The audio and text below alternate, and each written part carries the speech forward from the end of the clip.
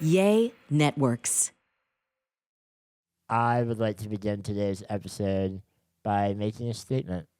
Okay. Am I permissed? You are you are permissed. I, throughout my life, have vehemently denied the fact that allergies, seasonal allergies, exist. That's true. My lovely, lovely wife has always claimed to suffer from seasonal allergies. I've believed, notice the past tense, that allergies, like being cold, are more a state of mind Oh my God. than an actual physical thing that exists in our world. What about when my eyes are itchy or like my nose is like you think I'm lying when I sneeze 17 times? Today, Okay. I woke up with what feels like might be allergies.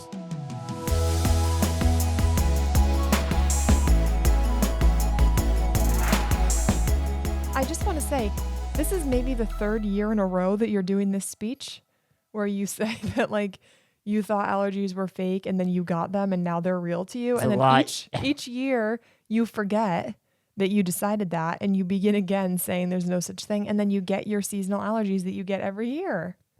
It's a lot easier to deny the existence of something when you're not Affected by it. affected by it or Yeah. seeing it or experiencing it. And for you, it resets every summer when the allergies end.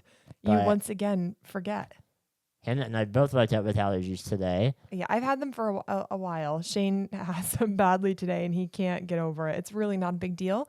See, I haven't brought it up in any like podcast episodes, videos. I haven't felt the need to talk about it, and yet Shane wakes up with a stuffy nose for one day of his life, and it's a topic on the podcast. My stuffy nose. Yeah, You tread lightly.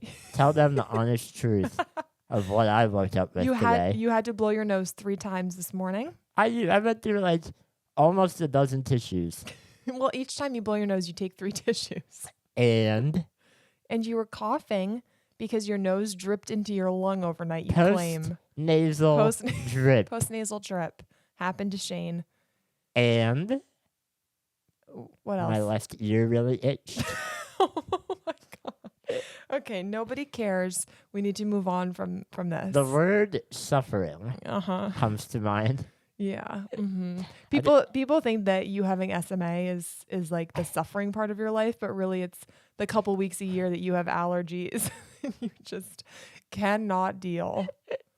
But I think it's fair to say that spring has finally sprung Uh-huh. here in Minneapolis. Everything is in bloom Yep. or bloomed. Yeah. The air is thick with pollen. Okay. And there's some other things, that happen here in the spring. And I thought we would talk about them to begin Oh. today's episode. We also have a dumpster dive. There is a dumpster dive. It is something that blooms in the spring, kind of. It doesn't bloom. It comes in the spring. It's not a flower. It's not a plant. So it's related to what you were just saying. Okay. It's summertime almost, and it's related. And then we're going to end with a divisive episode of Am I the Asshole? Oh boy. So to begin, let's talk about turtles, Mm-hmm. ticks, Uh-huh. and tumors. Oh. But you didn't think tumors was going to be in there. One But of that's those been a part of our spring. one of those is out of place. So, turtles. Turtles. We live in an area where there are several ponds, lakes, Yeah. estuaries, We're in a creeks, waterbed. and as such, there is a significant amount of wildlife Yeah. living in our area, as you've heard me complain about the migrating Canadian geese Yes. that live in our pond. It's not Canadian geese, it's Canada geese. They're not Canadian by citizenship. Goose expert Hannah. Sorry. There are also many turtles Which I of varying love. types. Hannah Well, loves them. I love There's them. painted turtles and there's snapping turtles. And they're adorable. Yeah, the common snapping turtle, not even the alligator snapping turtle. They're pretty common, pretty basic turtles. They're adorable, and it is hatchling season. I was going to say, And every spring, there is a massacre. Oh, yeah. As these turtles hatch, they set off into the world Yeah. alone without their parents. A terrible parenting system in the turtle world. It really is. They're just like, you're 1 day old, figure it out. Yep. And I crossed 18 roads to get to this pond, so good luck. Yep, so come find me. And the turtles just kind of set out. They are no bigger than a $50. Yeah. And they're everywhere. There are millions of them looking for a pond to haul home. They're so cute. And unfortunately, we also live in an area with a lot of people And cars. and cars. Yeah. And so, I kid you not, every dog walk, Yeah. Twice a day. we find a half dozen Yeah. new, slaughtered, mashed Oh, shit. baby turtles. But Go ahead. we also find one or two alive that we can help get to the pond. And so it sounds kind of like we're exaggerating. We're not. No. Every walk that we do now, we rescue Yeah. A couple a baby couple turtles. baby turtles, Yeah. which is really adorable and really sad. It feels Yeah. like that story of the kid throwing Starfish. into the ocean, and they keep washing back. That's not the story. How does it work? The starfish in the ocean, that's not the point at all. It's a guy says to him, like, there are way too many starfish. Why are you wasting your time? Yeah, but more keep washing in, I'm saying. But that's not do you remember the main point of that story? I think it's like what you're doing is futile, but he's like, no, but I'll save these ones.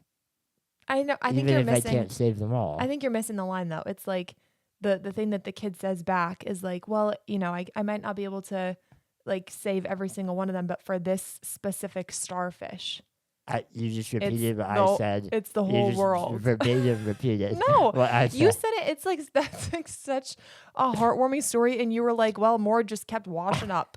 That's not the point. I'm the old man's perspective. Yeah, the point is that for each individual starfish that is saved, that is everything. For each turtle. Yeah. That Hannah carries on her palm. So I don't. To a pond. Yeah, so I'm distressed that you're like, well, there's always more. So what's the point? No. It makes all the difference for the turtles that we do save. I carried a turtle on my lap to safety the other day. You did. That was adorable. I stroked its head. Okay. Love a little baby turtle. I love anything smaller than me.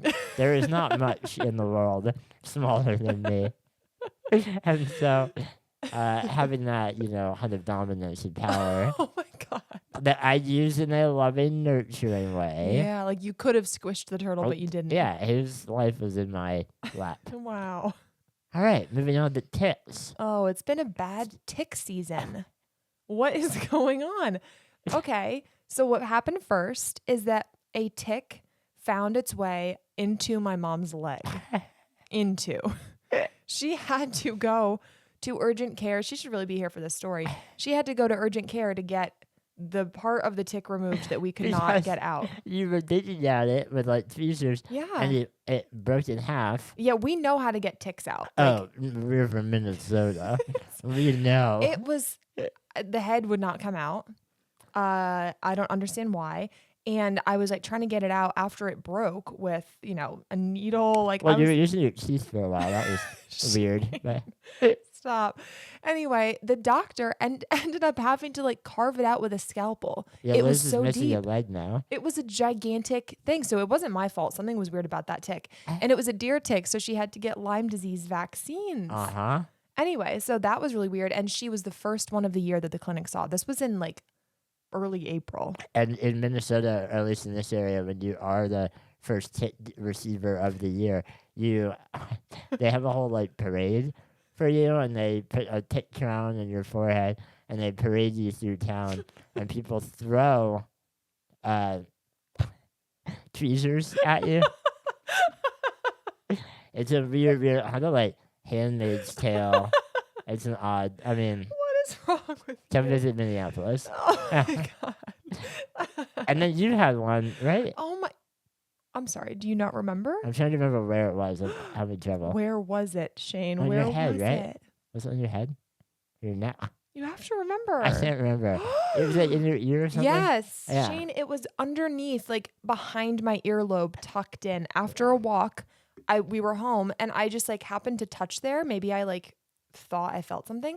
And there was a little like lump behind my ear. And my first thought was like, oh, did I like Form a new pimple? like, is that She's very pimple? pimple prone, so. I was just like, what the hell am I growing?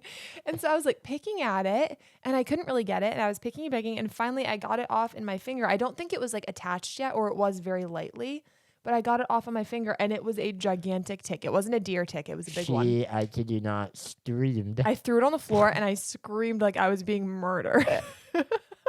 If I'm a baby about allergies, Hannah's a baby about ticks near her head. I started half crying, half screaming. My mom ran in thinking that we were under attack.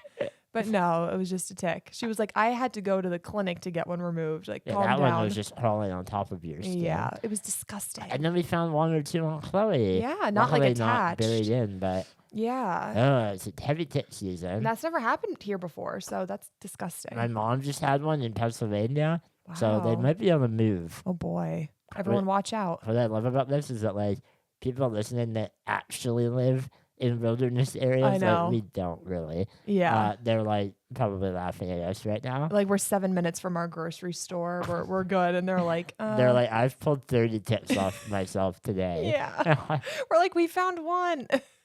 Watch out. All right, moving on to the third T Oh, Lord. of this Tumors. segment, tumors. Okay. Well, that's kind of an exaggeration. Just a little bit. I mean, I don't know exactly- You know who I am. Yeah, I do know you. And I don't know if maybe this does fit the definition of a tumor because it is a growth on our dog.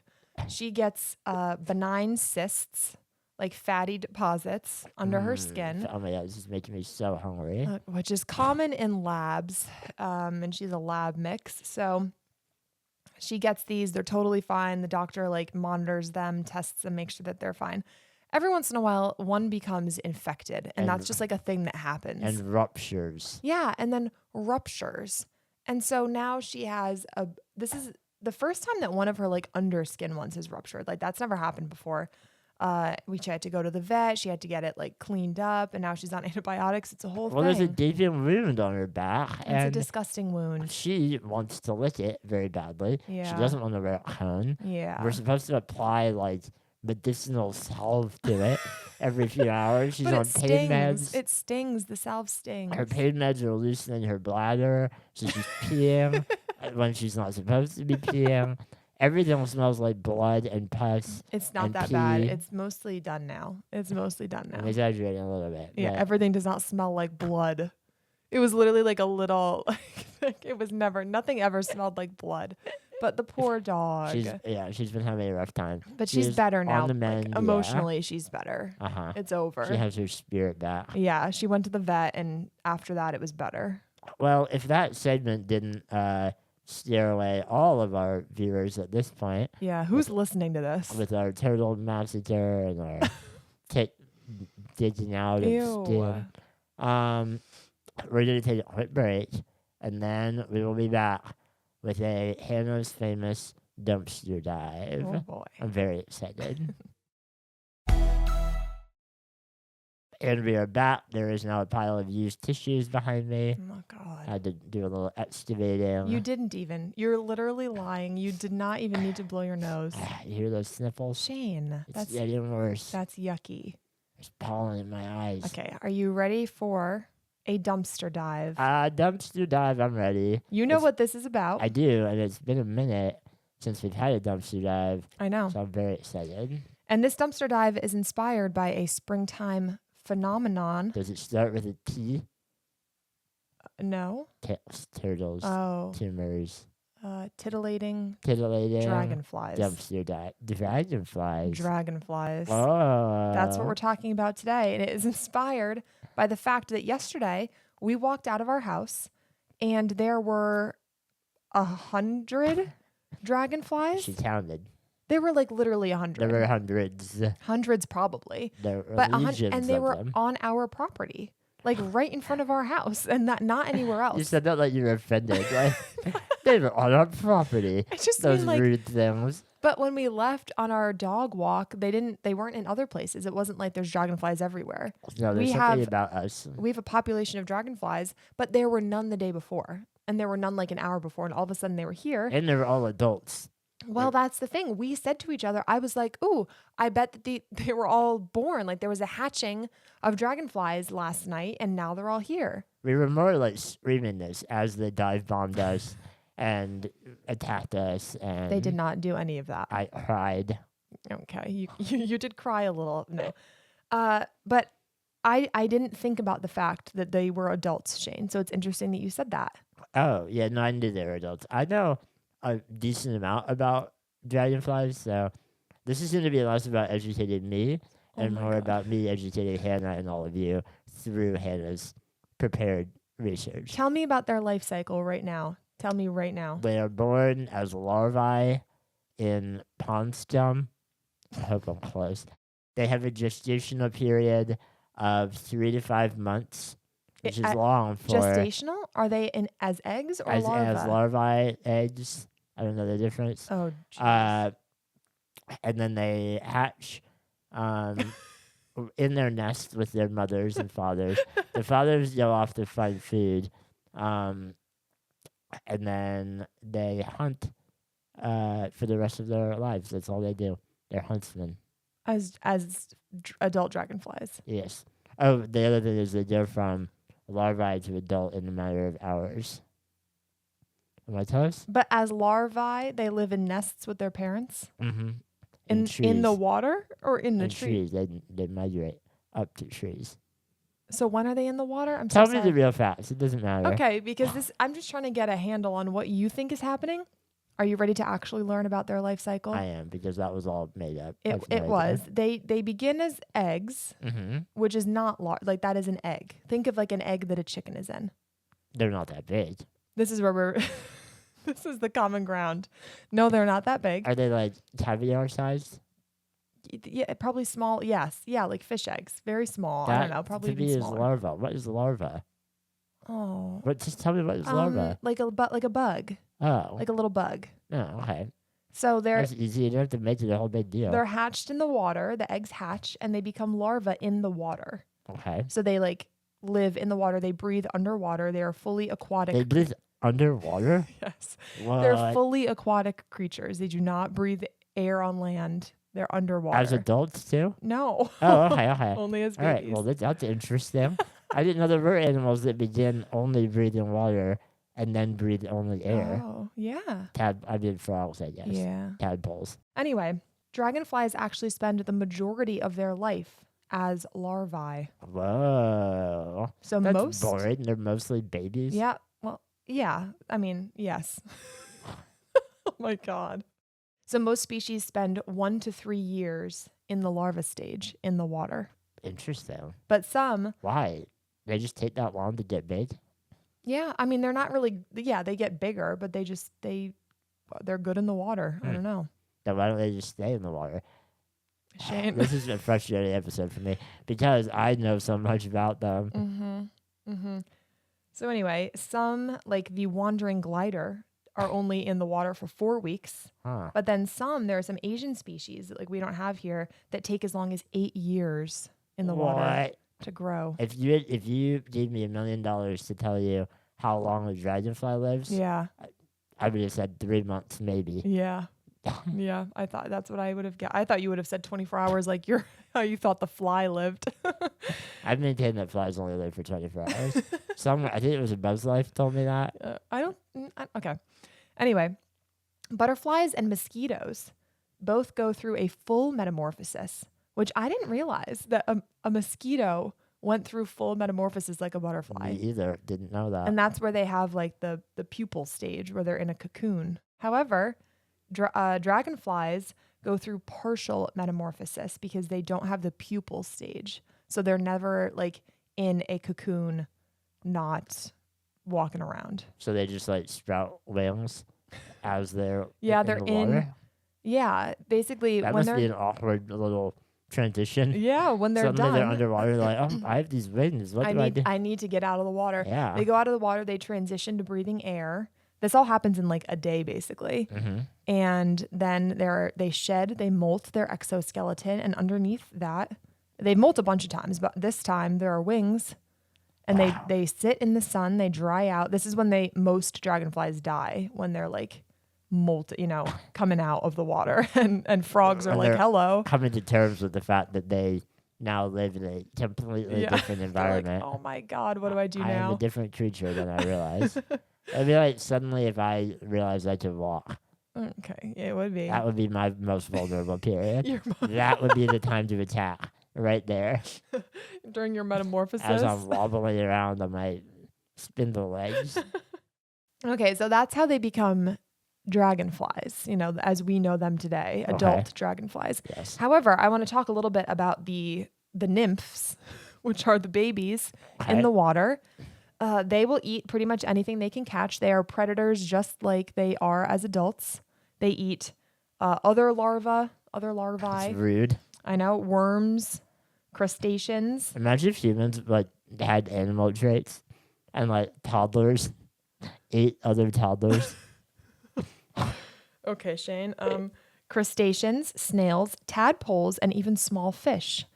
And to catch their prey, they have evolved a unique extendable hinged jaw or labium. Mm-hmm. A labium? Yes. Which is it, a jaw or a labium? Those are two very different things. That's what it's called. That shoots out disturbingly far. It's like a third of their body length. It'll just shoot. Their jaw? Yes. Their bottom jaw. Their bottom jaw. I saw a video. It's awful. It's awful. If you want to see it, Google a nymph labia. Maybe don't. Do not Google that, please. Look up dragonfly larvae. Spell it very carefully. Okay, so hold on. Their bottom jaw comes out forward. Yes, and snatches a fish and shoots just it back the bottom in. half? Yeah. How? I don't know. Where does it snatch? How? It doesn't have anything to snatch with. You showing me with your hand? It does snatch something. I don't know if it has Is a it thing like on a the tongue? end. The video, it comes out so quickly, Okay. you can't even see what is happening. We I need don't to know. get our GoPro down in that pond and get some better footage because it sounds like there is a lack of information about this Well, attack method. I might not have just looked that much into how does the jaw grab the fish. The dragonfly experts of the world are like, no, There's plenty of footage.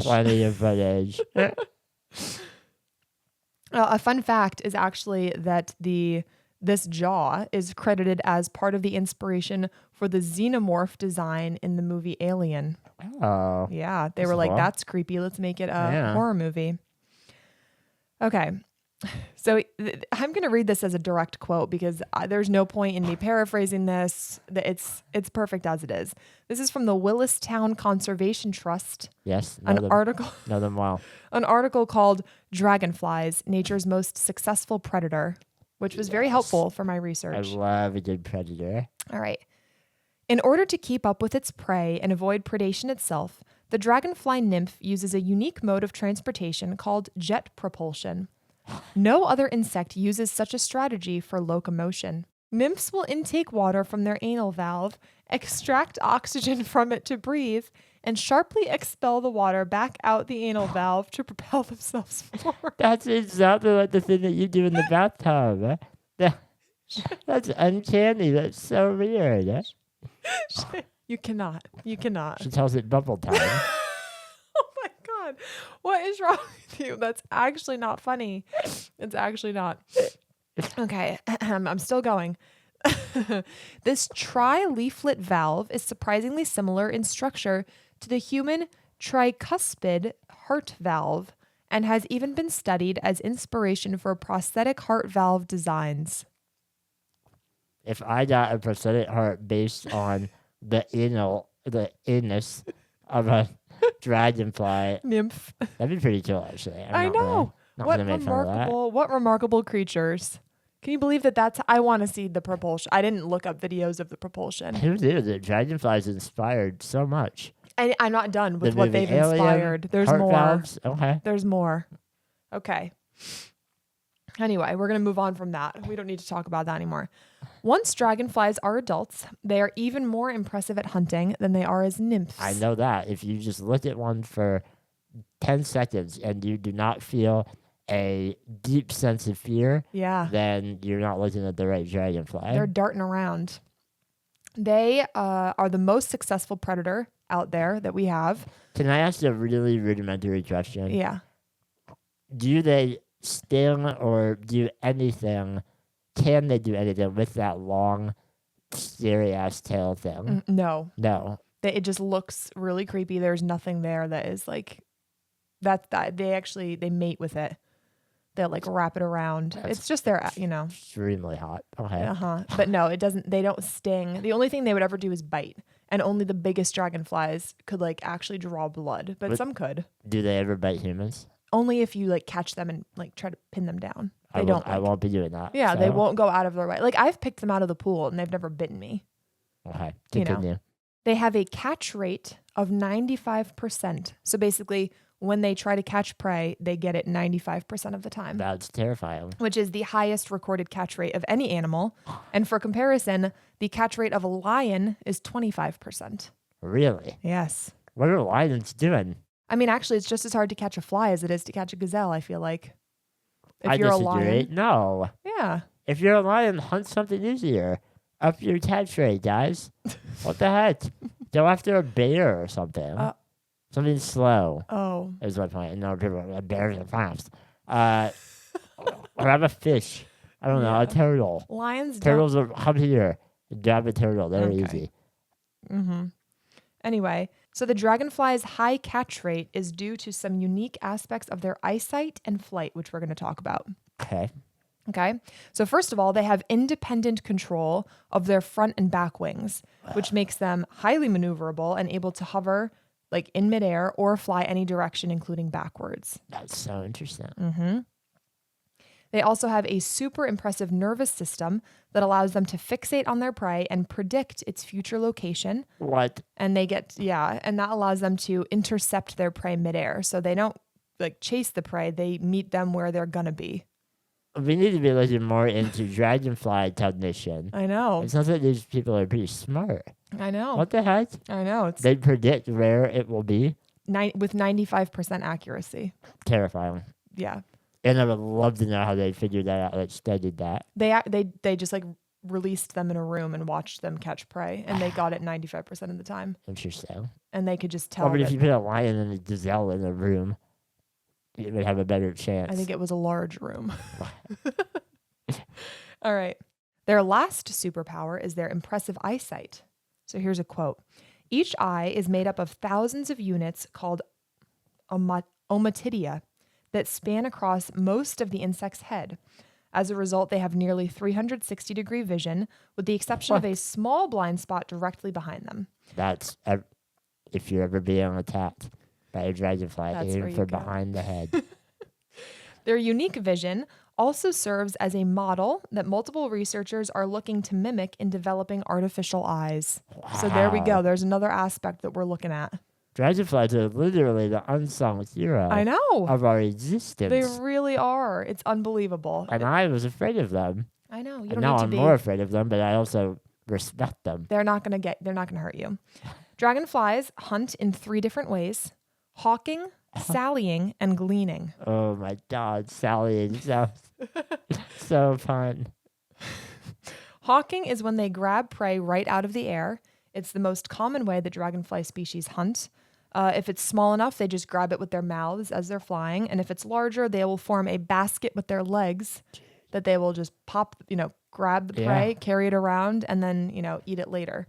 They're so well adapted to hunting. I know. And actually, it's kind of funny. I read in multiple articles, I don't know why this is such a thing, but like I literally read it 3 or 4 times, that if you can get close enough to a dragonfly that is eating, you can hear it crunch. Wow. They'll just crunch right. They have very strong jaws. They'll just crunch right through a bug's exoskeleton. Straight out of a horror movie. I know. So now my goal for the summer is to get close enough to a dragonfly to hear it crunch. Let me see Hannah crawling down by the pond with her magnifying glass. That's where I'll be. Sallying is when dragonflies sit and wait for prey to go by and then sally forth to grab it. That is a direct quote. I don't know. I think it just means they dart out, like they fly out really fast. There is a decent chance that term is offensive in some way. Sally forth. All right. And then gleaning is when dragonflies hover above vegetation and pluck insects off the plants, which seems like cheating. That's just rude. Yeah, it's like I'm going to wait until you're most vulnerable. Yeah. And then, Gotcha. yeah. Mm-hmm. At that point, just grab a turtle. And the different species hunt in different ways. So it just depends on what kind of dragonfly you're looking at. Interesting. All right. So obviously dragonflies are amazing. I love Yes. them. That's the conclusion here. Well, we have to talk about prehistoric dragonflies. Oh, no. But before we get no, into thank you. before we get into that, yeah, you're not going to like this next bit. I just want to touch on some of the dragonfly names that I read while researching this. Is Worm Darner one of them? I know that's from Zelda. I don't know. Darners are dragonflies. I don't know if there's a worm darner. I didn't look it up. Well, Sorry. What I was most looking forward to for this segment. I found this information in an article. It was a Minnesota article, an NPR, Minnesota At this Public. point, I wouldn't be surprised if you told me it was written by a dragonfly. Oh, by the way, they've adapted to learn how to write. They have their own language. They're incredible. So this is an article about a man in Minnesota who has been looking he goes out, he likes to watch and identify dragonflies, but he has been looking for a specific dragonfly species for a long time. It is called the ebony bog haunter. Haunter? Bog haunter. Like haunter it haunts. is so much more terrifying than the hunter, and it should be. It haunts the bogs. Oh my God. Ebony bog haunter. And he's looking for it? Yeah, he wants to see it. It's his wildest dream to see it. Is this man a self-appointed dragonfly expert, or Enthusiast. he is not a researcher? Or? No, just an enthusiast like me. Hey. How did you not end up with him? He's much older than us. I think I will probably get into this. But that name, I was like, are you serious? And then the article touched on some other names, and then I looked up more. So here's just a couple. There's over 5,000 species of dragonflies out there in the world. But here are a couple of names. Just wait until they unionize. I know. The dragon hunter, the sand dragon, the Stygian shadow dragon, Yes. the black saddlebags, the autumn meadowhawk.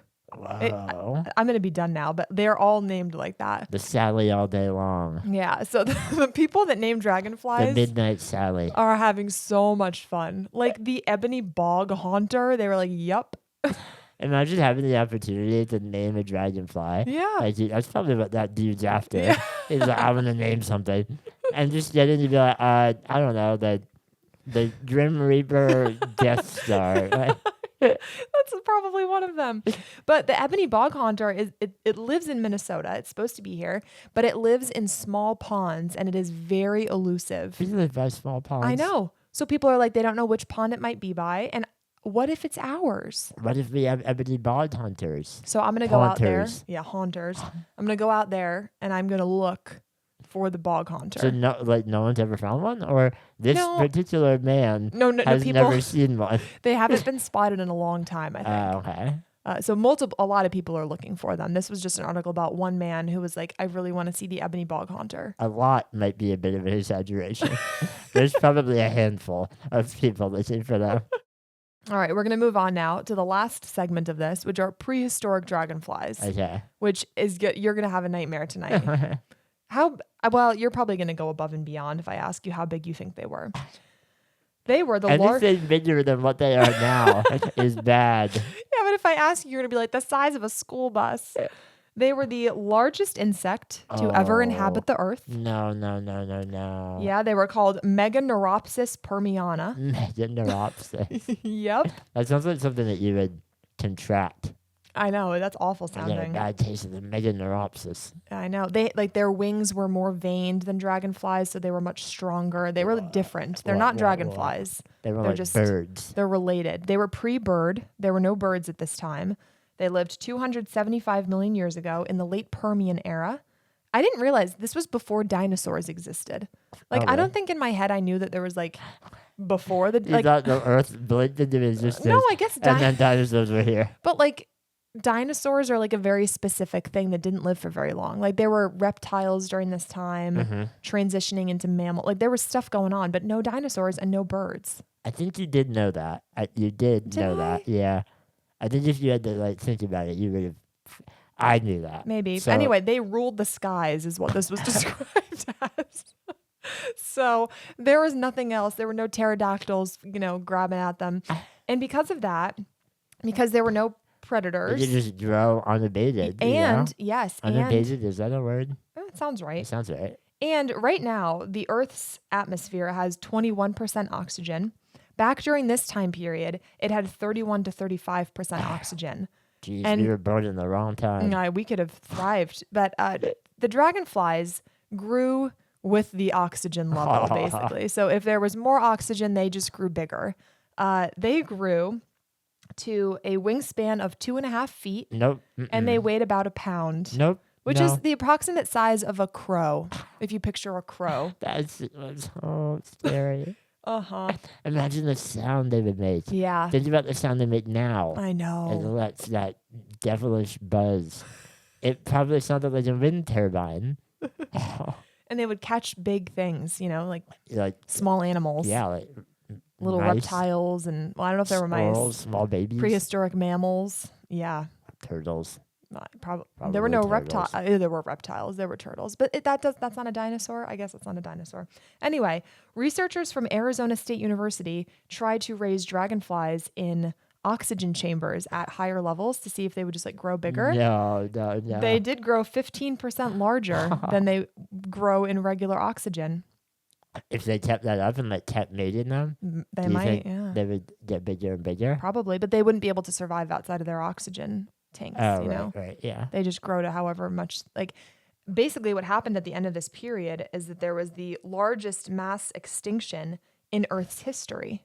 Of dragonflies? Of 90% of the species that lived in the Permian period were extinct. They don't know why. They don't really know why. No, there were like 4 different hypotheses for like what happened, but we don't really know. It was like carbon explosions and, different heat waves, whatever.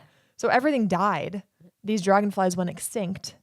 And, afterwards the oxygen level dropped and they God bless mass extinction. Birds came in and they were just, at that point they were just lower down on the food chain and they could never grow as big. We need to make sure they stay there. I am starting a new society. The Society for the Containment and Suppression of Minnesota Dragonflies. We're going to have even more info about how to catch them. So that's the end of my dumpster dive. Wow, that was so interesting. Thank you. For the record, I'm not anti-dragonfly. I love them. I don't want to kill them all. They're my favorite insect now. If they get near me, I want to kill them. Don't come near me. But they have amazing vision. They're never going to like bump into you like a bee might. They don't act like it though. Yes, they do. They act like they're erratic and like. Well, they're so far ahead of you that you think it's erratic, but they're just like, my brain is so much. My nervous system is so far ahead of yours. They probably know what I'm thinking right now. Yeah. They're outside the window. He's about to be out soon. What? Keep him in focus. One step ahead. All right, we need to wrap this up because I need to go search for the ebony bog haunter. It might be in our backyard, Shane, and that would be, can you imagine if we got to make that call? We found it. No, I can imagine. I think can't. it'd be like a regular Thursday. I can't even imagine. We'd probably be put on hold. All right. Next, we're going to take a break, and then we are going to play it's not really a game, I guess. We're going to discuss an Am I the Asshole post that Shane has selected. Yes, we will be right back. We are back, and it is time to play Am I the Asshole? Once again, I find these on Reddit. People write them in publicly, so it's totally fine that we're reading it. Yeah. And they're looking for advice. Yeah. They're wondering, it's the poster wondering if they are an asshole. So I thought this was a interesting and wild and almost unbelievable one, which is why I chose it. Okay. Yeah. All right. My husband and I have a 14-year-old daughter and a 16-year-old son. When our daughter was 8, she developed a very rare mouth infection that just absolutely devastated her teeth and gums. She ended up losing all her teeth in both sets and had to have some corrective work done just so she could have regular dentures. Obviously, this was very traumatic for her, and she's still in therapy to cope to this day. Our daughter is understandably very self-conscious about this. None of her friends know about them. In fact, nobody besides her doctor and dentist know outside the family. She doesn't want people to know. She's very worried about people finding out and won't even take her teeth out in front of the rest of us. She's worried someone will see. Her and her brother had a good relationship until he did what he did last week. He somehow recorded her taking out her teeth without her noticing and then showed all her friends when they were over. Not only have they all turned on her, but half the school is teasing her nonstop. She even had to change her phone number because dozens of kids were texting her the most vile things imaginable.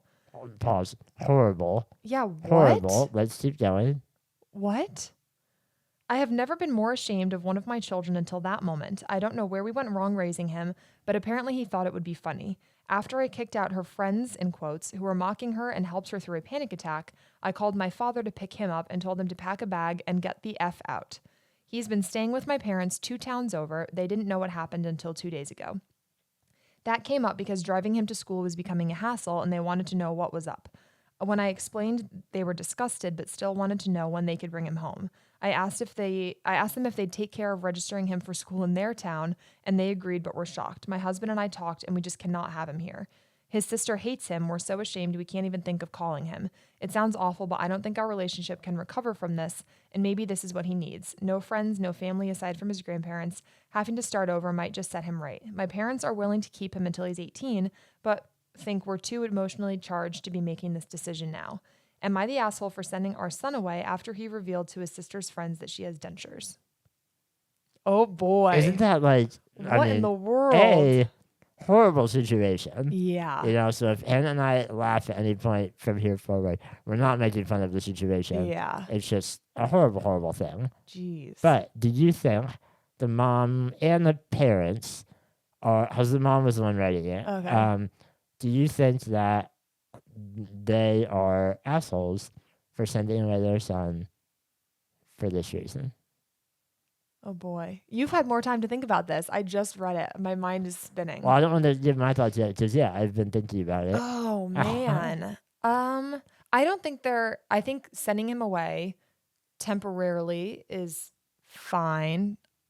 I don't know if I agree with until he's 18. What, he's 16? Yeah, he's 16 And then years like old. presumably when he's 18, he's just like out. Mhm. Like forever. So like forever. I think that is like saying that their relationship can't recover from it. At my first thought, I think is a bit much. I think it's psychotic. Yeah. Yeah. Okay. Keep going. Okay. Oh, no. I want to hear what you have to say. I think the parents are absolutely assholes. I think everyone is an asshole in this Yeah. scenario. Yeah. Like, I don't think they should have sent the son away, period, at all. Really? Yeah, because what's that? Like, he made a horrible mistake. He's 16. Yeah. Like, he's a kid. And you're going to basically destroy your family Yeah. over one really bad and horrible mistake. Yeah. That's awful. And I do not think it's going to set the kid up for I a know. better life. He's not going to have a Turn him turnaround. right. He's going to say, my parents abandoned me because when I was a kid, Yeah. I really upset my sister. Yeah. Like, And also, like, I think that the real villains in this story, if this is all true, are just like the kids at her school. exactly. Yeah, that's why I said everyone's an asshole. Like, it shouldn't be such a big deal that she has dentures. You know, if anything, I would switch the 100% school that agree. she is in and be like, you know, I feel like at this point, if this has been her life for like 7 years, you would hope that she is more comfortable in it and could just be like, this isn't a big deal. Yeah, I mean, yeah, I'm Like, not you judging like- her for... Like, you lived with something that was like very visible, you Right, know? And right. so like when you went to school, you couldn't, like, it wasn't a secret, it wasn't hidden. Yeah. And you had to just be like, yep, this is how it is. Like, it's, you know, it's Yeah. fine. Like, want to play anyway. You know, and I feel like that should have been something that happened. And that like decision should not have been forced on her by her brother. Yeah. Like there's no excusing what he did. Yeah. If she wanted or if she felt like shame or embarrassment about it, that is understandable. Yeah. She's 14 years old. But like, okay, now it's out in the open. Yeah. Like, and it's been revealed to you that your friends Yeah. are pretty bad friends. Yeah. Like, Like worse than the brother. yeah, like arguably worse than the brother. Yeah. The brother was like, siblings do this stuff. Yeah. Like, they try to piss each other off. They try to embarrass each other. Again, horrible the thing that he did. Yeah. But, like, it's understandable in a sibling rivalry, like, context. And yeah, I think the parents should have went after their friends, Yeah. or the school, like, and focused on helping the daughter and brother repair their relationship rather than Yeah. send the brother away. See, yeah, you're not in the family now. Yeah. Yeah. I mean, like the sister hating him for that, like for the rest of her life is a bit of an overreaction. And now they're almost guaranteeing that will happen. Yeah. By sending the brother By being away. like, you hate him? Okay, he's out of the family. Yeah. Oh my God. I don't ever really think sending your kid away. Maybe if they like murder someone and you want to put them in a place where they can be helped better than you can help them. Yeah. But I don't know, sending your kid away to be like punishing for I know. a mistake that they made. To his grandparents Yeah. who now have to raise him because you're mad. Yeah. It is a little bit.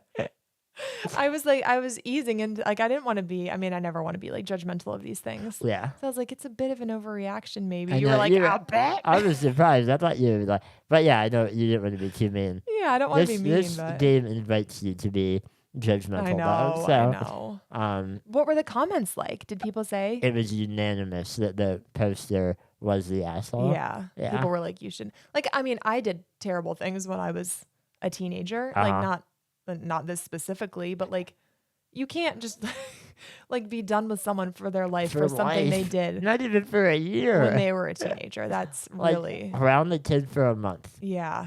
Take away all privileges Yeah. for a month. I don't know if that's even good parenting, but Yeah. sending him away. I know. And switching schools. Maybe maybe the daughter was like, I will not be in this house with my brother anymore. Okay, take the daughter to a hotel for a week. Yeah. Or send her to like